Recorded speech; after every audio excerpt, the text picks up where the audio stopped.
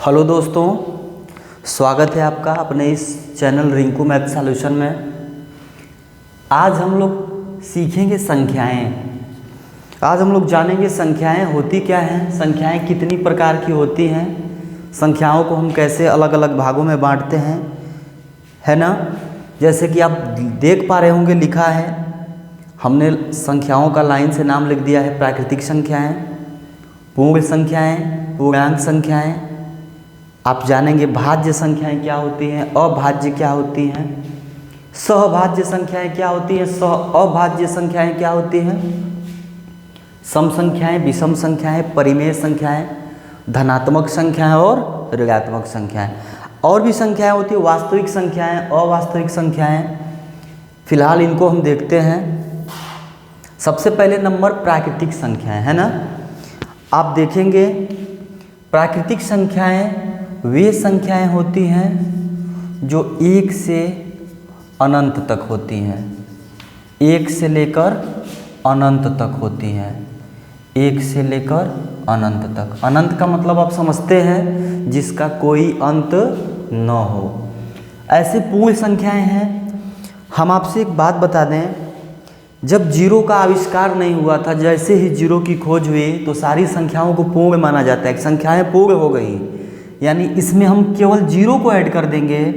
0, 1, 2, 3, 4, 5, 6, 7, 8 ऐसे ऐसे करते करते आप इनफाइनाइट तक ले जाएंगे, अनंत तक, है ना। तो आपने समझा, प्राकृतिक संख्याएं 1 से अनंत तक होती हैं, जो पूर्ण संख्याएं होती हैं वो 0 से अनंत तक होती हैं। पूर्णांक पे चलते हैं। पूर्णांक संख्याएं वे संख्याएं होती हैं जो धनात्मक भी होती हैं, ऋणात्मक भी होती हैं और शून्य भी होता है। कहने का मतलब ऐसी संख्याएं जो धनात्मक में भी हों, ऋणात्मक में भी हों और साथ साथ शून्य भी हो, वे सारी संख्याएं पूर्णांक संख्याएं कहलाती हैं। जैसे मैं पहले ऋणात्मक संख्याओं को ले रहा हूं, जैसे मान लीजिए -5, -4, -3, -2, -1, 0, 1, 2, 3, 4 और 5 ऐसे इन्फिनिटिव तक, अनंत तक। अब आप कहेंगे कि क्यों हम पहले -5 लिखे, -1 क्यों नहीं लिखे, -1, -2, -3। तो बच्चों, आपको हम बताए हैं, नंबर लाइन जो संख्या रेखा होता है, संख्या रेखा पे जितनी जो बड़ी संख्याएं होती हैं क्रम से, हम कैसे जान पाते हैं कि 1 से बड़ा 2 है, 2 से बड़ा 3 है? क्योंकि जब नंबर लाइन हम खींचते हैं संख्या रेखा, तो संख्या रेखा पर दाहिने तरफ की संख्याएं क्रमशः एक एक नंबर बढ़ती जाती हैं। जैसे 0 से 1 नंबर बड़ा 1 है, 1 से 1 नंबर बड़ा 2 है, 2 से 1 अंक और आगे जाएंगे 3 है। लेकिन ऐसे ही 0 से पहले आएंगे तो -1 है, -2 है, -3, -4 ऐसे आएंगे। हम बोलते हैं ना कि आप -4 बड़ा है कि -5, तो आप बोलते हैं -4 बड़ा है। क्यों? माइनस का मतलब ये होता है ऋण, और ऋण मतलब होता है कर्ज। आप ऐसे समझिए, कोई बोले कि मैं 4 रुपया कर्ज में हूँ और कोई बोले कि मैं तो 5 रुपया कर्ज में हूँ, तो सबसे ज़्यादा कर्जदार कौन हुआ? 5 वाला हुआ, यानी ये छोटा हुआ। जिसके पास कम कर्ज है वो बड़ा हुआ, है ना। इसका मतलब जितनी ऋणात्मक संख्याएं होती हैं, चाहे धनात्मक और 0, सारी की सारी पूर्णांक संख्याएं होती हैं, रेशनल नंबर होती हैं। और सुनिए, इसमें 0 को भी ऐड करेंगे, मतलब जो भी ऋणात्मक संख्याएं हो, धनात्मक संख्याएं और 0 हो, सबको हम पूर्णांक संख्याएं बोलेंगे, ठीक है। चलते हैं भाज्य संख्याएं में। भाज्य संख्याओं में दोस्तों, आप जानते हैं, यदि कोई संख्या दी गई है, उस संख्या के 2 से अधिक गुणनखंड हो, 2 से अधिक गुणनखंड, जैसे कि 4, 6, 8, 9, 10, 12, 14, 15 ऐसे।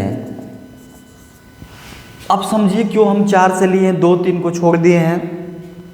दोस्तों 2 और 3 ऐसी संख्या है कि 2 को अगर हम देखा जाए उनका गुणनखंड तो 2 सिर्फ अपने आप से कटता है, यानी 2 से ही कटता है और 1 से कटता है। 3 की भी बात करें तो 3 भी अपने आप से कटेगा और 1 से कटेगा। लेकिन जैसे ही हम 4 पे आएंगे, 4 1 से कटेगा, 2 से कटेगा और 4 से कटेगा। हमने अभी ये बात बताई कि ऐसी संख्याएं जिनके 2 से अधिक गुणनखंड हो वे सारी संख्याएं भाज्य संख्याएं कहलाती हैं, जैसे 4, 6, 8, 9, 10, 12 ऐसे। ठीक है। अभाज्य संख्याओं में आते हैं। अभाज्य संख्याएं वे संख्याएं होती हैं जिनके केवल 2 गुणनखंड हो, एक खुद वह संख्या हो और 1 से कटती हो, है ना। मतलब जैसे अगर आप देख पा रहे होंगे तो 2 हम लिख रहे हैं, 3, 5, 7, 11, 13, 17, 19 ऐसे ऐसे आप दोस्तों जब देखेंगे तो ये सारी संख्याएं अभाज्य संख्याएं कहलाती हैं। अभाज्य संख्याएं इसलिए क्योंकि इनके केवल 2 गुणनखंड है। जैसे अगर 2 को देखा जाए तो 2 1 से कटता है और 2 से कटेगा, यानी अपने आप से और 1 से। 3 भी अपने आप से और 1 से।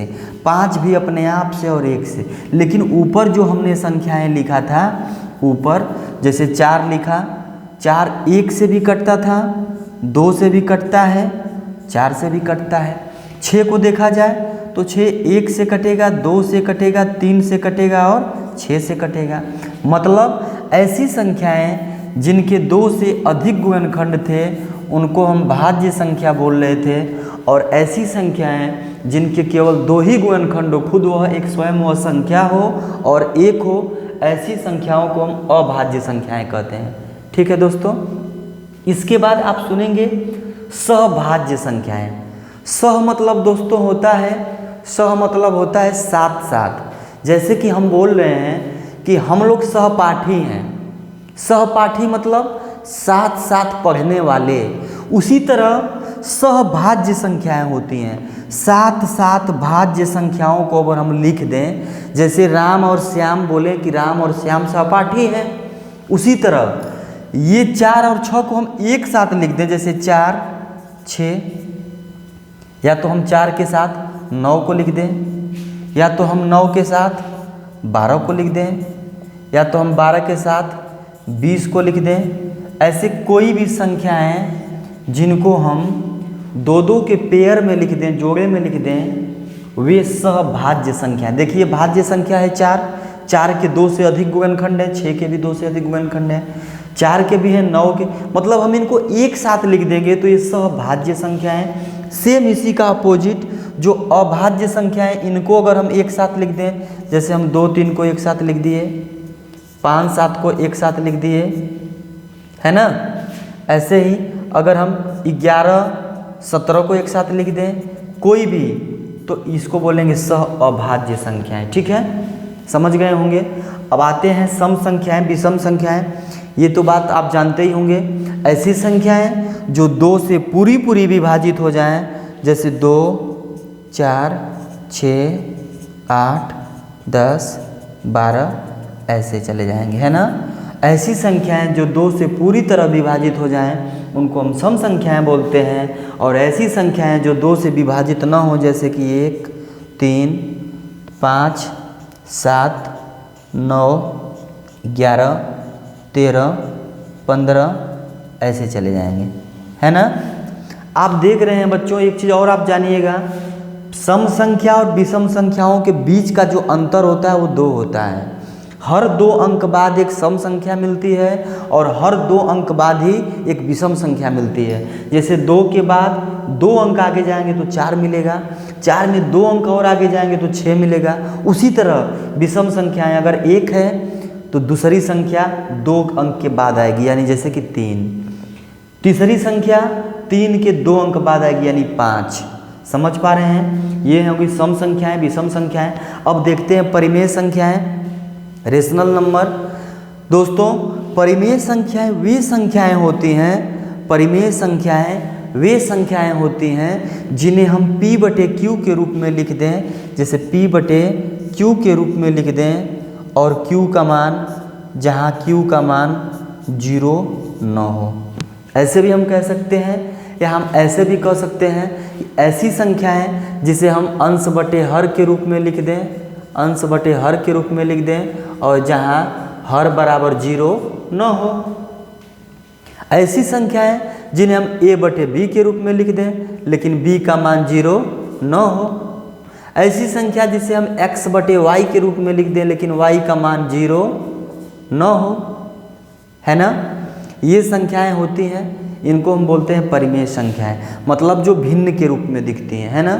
जैसे कि हम लिख सकते हैं 1/2, 3/5, 4/7, 3/8, ऐसे हम भिन्न के रूप में लिख दें, फ्रैक्शन के रूप में। ये सारी संख्याएं परिमेय संख्या होती हैं।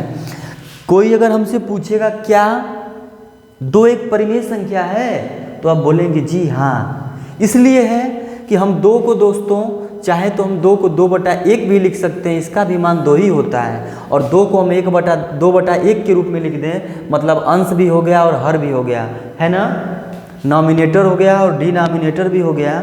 तो जब अंश और हर के रूप में हो गया और हर का मान 0 नहीं है, इसका मतलब क्या हुआ कि ये भी परिमेय संख्या है।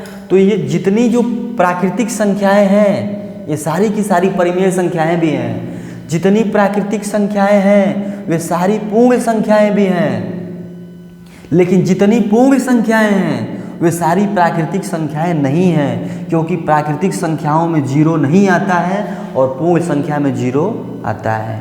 कोई बोलेगा क्या 2 प्राकृतिक संख्या है? जी हाँ, बिल्कुल है। क्या 2 पूर्ण संख्या है? बिल्कुल है। क्या 2 पूर्णांक संख्या है? हाँ बिल्कुल है, क्योंकि पूर्णांक धनात्मक संख्याएं हो या ऋणात्मक हो चाहे शून्य हो, सब इसमें आते हैं। बोलेगा कोई कि बताइए सबसे छोटी पूर्ण संख्या क्या है? तो शून्य है। सबसे छोटी प्राकृतिक संख्या क्या है? 1 है ना। तो बाकी आप देख रहे हैं धनात्मक संख्या और ऋणात्मक संख्याएं। धनात्मक संख्याएं ऋणात्मक बताने की जरूरत नहीं है। आप जानते हैं ऐसी संख्याएं जिनके सामने माइनस का चिन्ह न लगा हो, ऋण का चिन्ह न लगा हो, उन्हें हम धनात्मक संख्याएं बोलेंगे। और इसके बाद ऐसी संख्याएं जिसके सामने ऋण का चिन्ह लगा हो, माइनस का चिन्ह लगा हो, सारी संख्याएं ऋणात्मक संख्याएं। जैसे कि अभी हमने बोला कि ऋणात्मक संख्याएं, धनात्मक संख्याएं और शून्य, ये होते हैं पूर्णांक। तो इसमें ये सब ऋणात्मक संख्याएं, सबके सामने माइनस का चिन्ह लगा है, इनको हम ऋणात्मक संख्याएं बोलते हैं। और जिनके सामने माइनस का चिन्ह न हो, यानी कि ये धनात्मक है ना, तो ये होती है धनात्मक संख्याएं। बस आज के लिए इतना ही। आप इस चीज़ को बिल्कुल नहीं भूलेंगे। सबसे छोटी प्राकृतिक संख्या की बात होगी तो 1 होगी, सबसे छोटी पूर्ण संख्या की बात होगी तो 0 होगी, सबसे छोटी कोई भाज्य संख्या पूछेगा तो 4 होगी। 4 से छोटा कोई अंक नहीं है जिसके 2 से अधिक गुणनखंड हो। अगर 2 की बात कर रहे थे तो 2 का सिर्फ 1 था और 2 था। ये जितनी संख्या है, लेकिन 13 को देख लीजिए, 1 से कटेगा, 13 से कटेगा। ये सारी अभाज्य संख्याएं थी क्योंकि इनके केवल 2 गुणनखंड थे। तो सबसे छोटी अभाज्य संख्या 2, सबसे छोटी भाज्य संख्या 4, सहभाज्य संख्या की बात हमने किया था, और सह अभाज्य संख्या, जब 2 भाज्य संख्याओं को सह मतलब साथ साथ लिख देते हैं तो सहभाज्य संख्याएं होती हैं। और जब 2 अभाज्य संख्याओं को साथ साथ लिख देते हैं तो सह अभाज्य संख्याएं होती हैं। सम संख्या जो 2 से पूरी तरह से विभाजित हो जाए, विषम संख्या जो 2 से पूरी तरह विभाजित न हो। परिमेय संख्या जिन्हें हम p बटे q के रूप में लिख दें, चाहे अंश बटे हर के रूप में लिख दें, लेकिन हर का मान 0 नहीं होना चाहिए, ये होती है परिमेय संख्या। ठीक है दोस्तों, उम्मीद करते हैं कि आपको समझ में आया होगा। बाकी मिलते हैं अगले क्लास में। धन्यवाद।